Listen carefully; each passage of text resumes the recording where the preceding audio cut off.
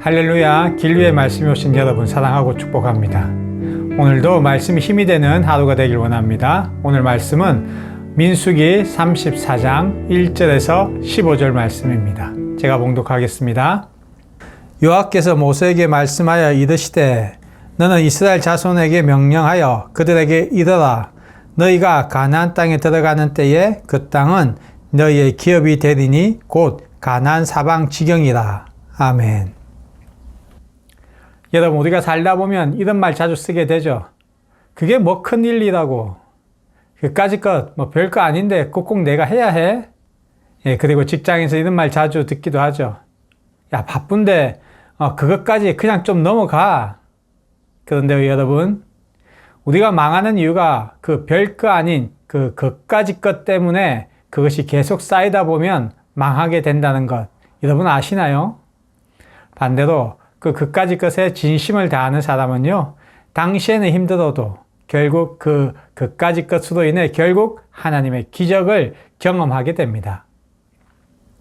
오늘 민수기 34장을 보면요, 하나님께서 이스라엘 백성에게 가나안 땅 경계를 아주 자세하게 알려주십니다. 제가 오늘 본문을 읽을 땐 이런 생각이 들더라고요.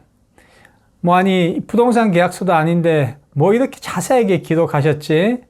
남쪽은 어디부터 어디까지고, 서쪽은 바닷가를 따라가고, 북쪽은 이 경계에서 저 지경까지 꼼꼼하게 기록되어 있더라고요. 그런데 다시 지도를 확인하면서 읽다 보니까요, 한 가지 확 다가오는 게 있었습니다. 그게 뭐냐면요, 하나님은 정말 작은 것도 허투루 하지 않으시는 분이시구나 라는 거죠. 경계를 대충 저쪽이라고 하지 않으시고 그 경계를 명확하게 그어주셨어요. 여러분, 만약 그 경계가 없으면 어떤 일이 생기는지 한번 상상해 보시기 바랍니다. 아마도 이스라엘 지파들끼리 좋은 땅을 서로 차지하겠다고 막 싸우겠죠. 야, 저 언덕은 우리 땅이야. 무슨 소리야? 거긴 우리 아버지가 양을 치던 데야.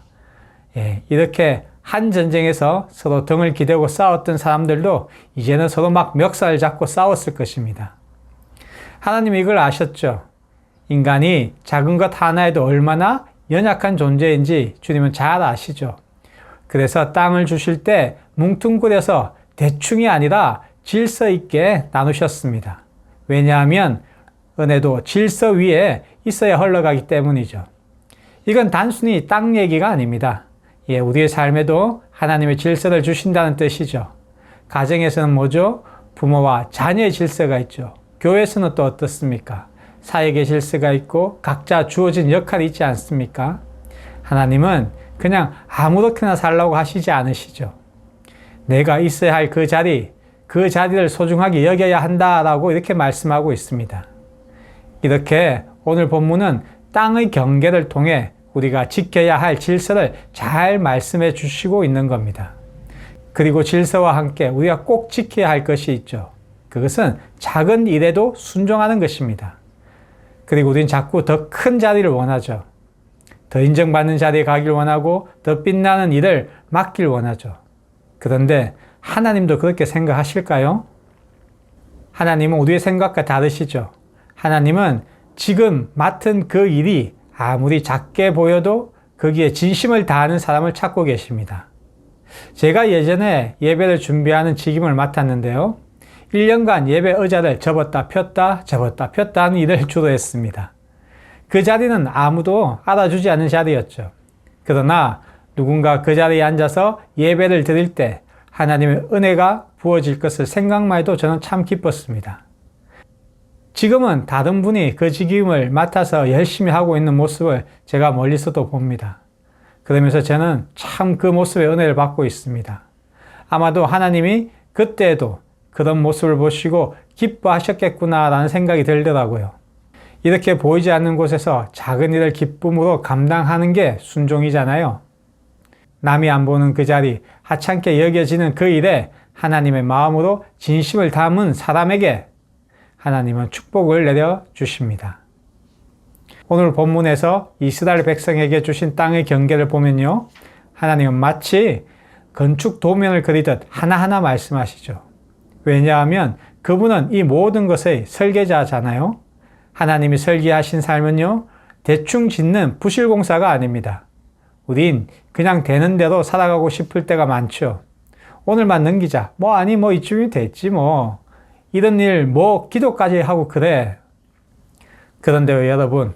하나님은 우리가 대충 살아가는 걸 원치 않으시죠. 왜냐하면 그 작은 디테일 속에서 하나님 뜻이 드러나기 때문입니다. 우리는 알지 못하지만 우리가 하찮게 여기는 그 작은 일들이 하나하나 모여 하나님의 크신 계획이 이루어지는 거거든요. 작은 기도 한 줄을 놓고 기도할 때 하나님의 기도 응답은 놀라운 역사를 이루어냅니다. 저는 이런 일들을 눈으로 많이 본 것 같아요.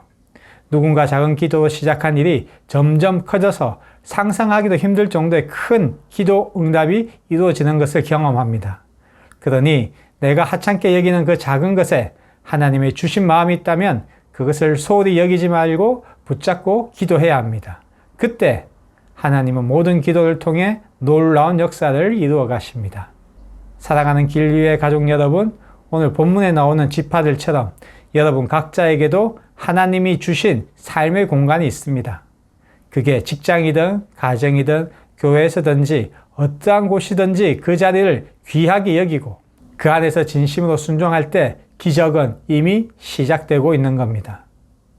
그래서요, 하나님은 저도 쓰임받고 싶어요 라고 말하기 전에 하나님 제게 주신 이 자리에 순종하고 최선을 다해 살아갈게요 라는 고백이 먼저 있어야 하는 거죠. 사랑하는 길위의 가족 여러분, 이처럼 작은 순종이 기적을 여는 열쇠입니다. 오늘도 작은 것에 순종하며 자신의 자리에서 최선을 다하는 길위의 가족 여러분이 되시길 축원합니다. 사랑하고 축복합니다.